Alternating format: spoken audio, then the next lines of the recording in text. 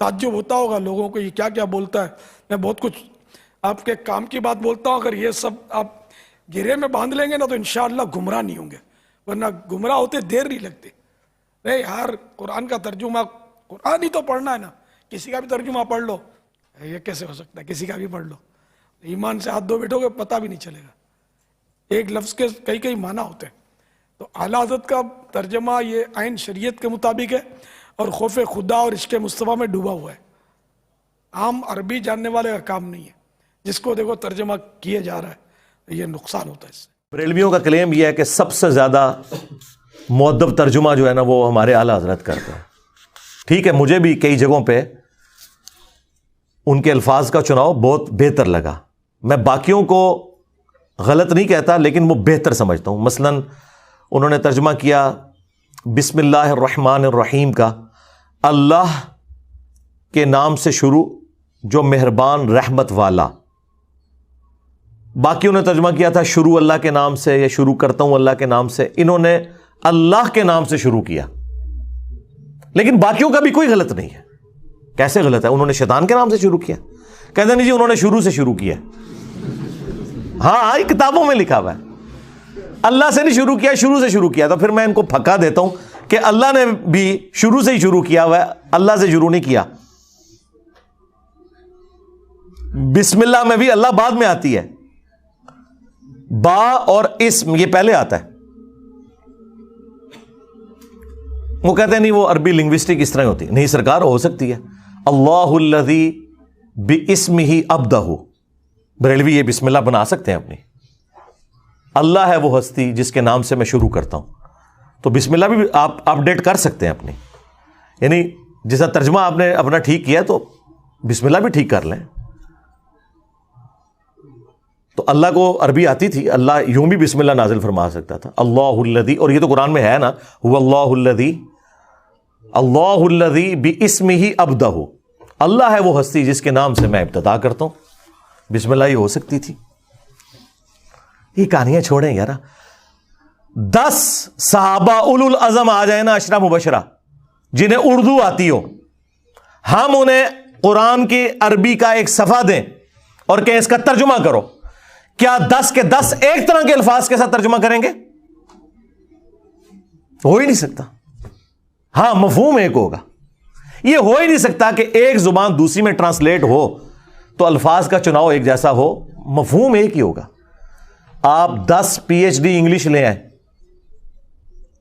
انہیں آپ انگلش کا ایک مضمون دیں اور انہیں اردو بھی آتی ہو، انہیں کہیں اسے اردو میں ٹرانسلیٹ کرو، کیا ورڈ بائی ورڈ ایک ایک لفظ ملتا جلتا ہوگا؟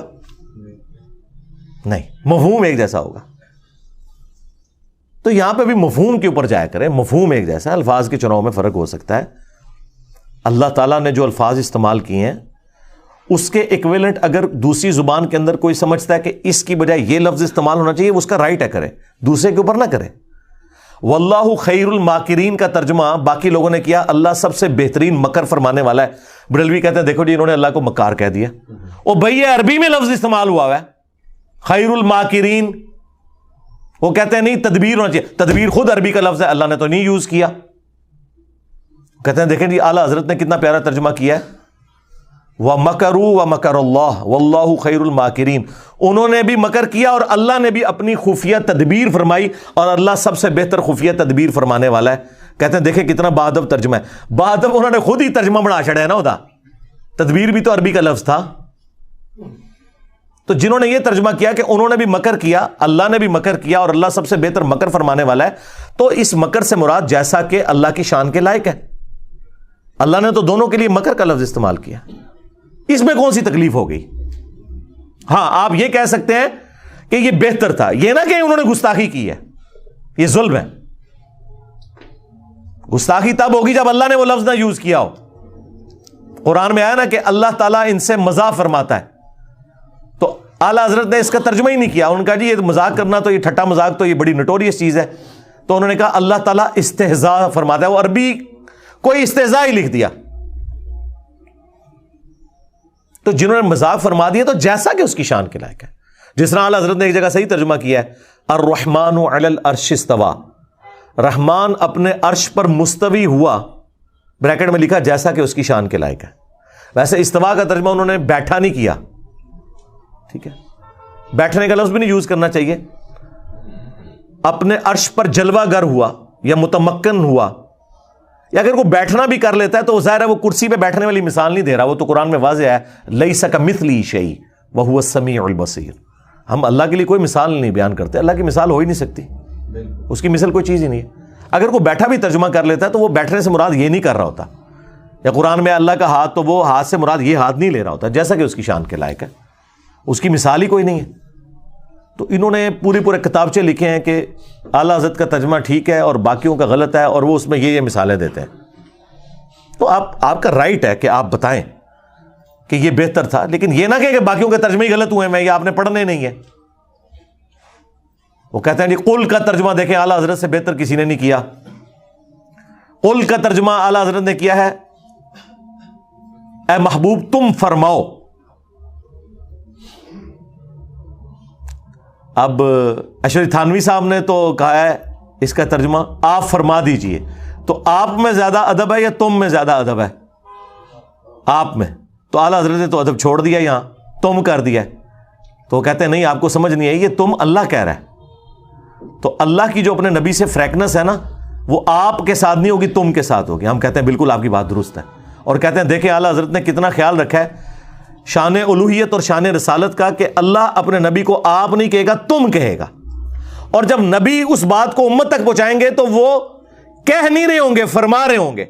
لہذا آپ کہہ دیجئے یہ ترجمہ وہ کہتے ہیں ٹھیک نہیں ہے, تم فرماؤ ترجمہ ٹھیک ہے, کہ اللہ تو اپنے نبی کو تم کہے گا نا, کیونکہ خالق اور مخلوق کا فرق ہے. شکر ہے ادھر انہوں نے مانا ہوا یہ فرق, نہیں تو توحید ان کو سمجھانی پڑتی ہے کہ بھائی خالق اور مخلوق کا فرق بہت بڑا ہے. اور امت سے جب وہ کہیں گے تو وہ فرما رہے ہوں گے, کہہ نہیں رہے ہوں گے, کیونکہ امت کو ان کا ارشاد ہے. تو تم فرماؤ, ہم کہتے ہیں بالکل بہت پیارا ترجمہ ہے, تم فرماؤ. لیکن آپ کہہ دیجئے یہ بھی کوئی غلط ترجمہ نہیں ہے, کسی بری انٹینشن کے ساتھ نہیں ہے. اس طرح وہ کمپیریزن کروا رہے ہوتے ہیں. میں تو کہتا ہوں جس مکتب فکر سے آپ تعلق رکھتے ہیں ترجمہ پڑھیں, آپ کا رائٹ ہے. ڈنڈی اکا دکا جگہ پہ جہاں پہ لوگوں نے ماری ہے نا, وہ پکڑی جاتی ہے. اس کی وجہ سے آپ کسی کو یہ نہ کہیں کہ آپ فلاں کا ترجمہ پڑھیں فلاں کا نہیں.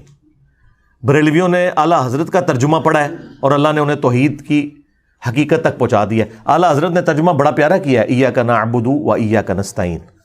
اے اللہ ہم تیری ہی عبادت کریں, تجھی سے مدد چاہیں. 3 خوبصورت چیزیں ایک جگہ جمع کر دی ہیں. باقی سب نے ترجمہ کیا ہے اے اللہ تیری عبادت کرتے ہیں, تجھی سے مدد چاہتے ہیں. یہ پرفیکٹ ترجمہ نہیں ہے, کیونکہ یہاں مضارع کا صیغہ ہے. مضارع میں حال اور مستقبل دونوں کور ہوتے ہیں. ترجمہ اس کا یوں بنتا تھا اے اللہ تیری ہی عبادت کرتے ہیں اور کریں گے, تجھی سے مدد چاہتے ہیں اور چاہیں گے. اور دوسری بات یہ دعائیہ کلمات تھے, تو اعلیٰ حضرت نے دعا پلس حال پلس فیوچر مستقبل تینوں کو ایک جگہ جمع کر کے ترجمہ پتہ کیا کیا ہے, اے اللہ تیری ہی عبادت کریں تجھی سے مدد چاہیں. یعنی آج بھی اگر عبادت کر رہے ہیں تو تیری کریں, مستقبل میں بھی کریں تو تیری کریں, اور دعا بھی ہو گئی اے اللہ تیری عبادت کریں تجھی سے ہی مدد چاہیں. میں کہتا ہوں کلاس ہے, یعنی یہ 100/100 نمبر بنتے ہیں. اس طرح کا ترجمہ اور کسی نے نہیں کیا. یہ لازم بات ہے کہ اعلیٰ حضرت کے ماننے والے بابوں کو پکار رہے ہیں, ہاں, لیکن ہم کہتے ہیں اعلیٰ حضرت کا ترجمہ پڑھو تو ہی تک پہنچ جاؤ گے. بریلوی ہو تو اعلیٰ حضرت کا ترجمہ پڑھ لو, دیوبندی ہو تو اپنے اشرف تھانوی کا ترجمہ پڑھ لو, اہل حدیث ہو تو اپنے جوڑا گڑھی صاحب کا ترجمہ پڑھ لو, شیعہ ہو تو اپنے فرمان علی شاہ کا ترجمہ پڑھ لو. انہوں نے بھی یہی ترجمہ کیا اللہ تیری عبادت کریں تجھی سے مدد چاہیں. بعد میں بے شک وہ پکارتے رہے یا علی مدد کہتے رہے یا شیخ عبد القادر جیلانی مدد کہتے رہے, اسے کوئی فرق نہیں پڑتا. قرآن میں تو یہی لکھا ہوا نا. پھر ہم کیوں نہ کہیں کہ مرنے سے پہلے اے مسلمان کر لے اس پہ غور, کتابوں کا خدا اور ہے بابوں کا خدا اور. یعنی کہ اسی خدا کو مانتے ہیں لیکن تعلیمات وہ نہیں ہیں جو کتابوں میں آئی ہیں. بابوں نے اپنی طرف سے ہی دین گھاڑ کے آپ کو بتایا.